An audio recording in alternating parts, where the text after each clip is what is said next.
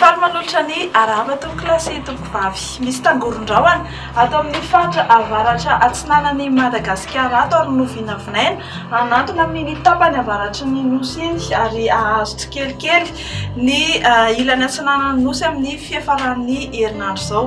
Vokatr'izany dia miandrandra andro ratsy ny faritra avaratra afovoany atsinanana ary ny afovoantany amin'ny fiafaran'ny herinandro, izany hoe ho bebe ny rotsakorana amin'ny ireo toerana voatonona ireo. Atsapahantsika ihany koa fa hidina hatramin'ny 20 degré celsius ny maripana ny tolakandro ny amin'ny faritry ny avoantany ary 30 degré celsius ny any amin'ny morotsiraka.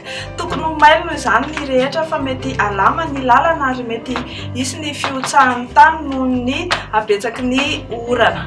Dia izay no amin'iny fa ho amin'ny toetrandro ny vinavinaina amin'ny rapitso dia toy izao manaraka izao ny mikasika ny antsipiriany ny maraina dia hisy hatramin'ny orana ny faritra Antalasy Analanjirofo iny. Andrahoana kosa ny andro any Atsinanana ary ifandimby eo ny rahona sy masoandro any amin'ny faritra sisa faoriany fisavan'ny andian-javona Voamaraina, ny faritra Mangoro ary ny Atitady amin'ny faritra Vadivavy Fitovinany.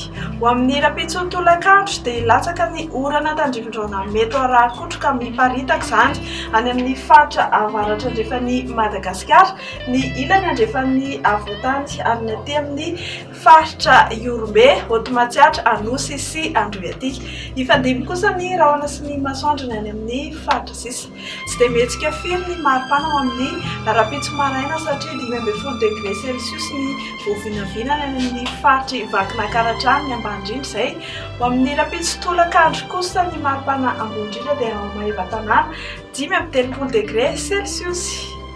Hiampita ranomasina ianao, ifandimby ny rahona sy masoandro amin'ny rapitso ny faritry Bangkok, Kaibalika be masoandro ny Paris, Milan, anorana malefaka ny faritry Comore, aka endrika tandrivon-drahona izany any Maurice, Seychelles, La Réunion sy Nairobi.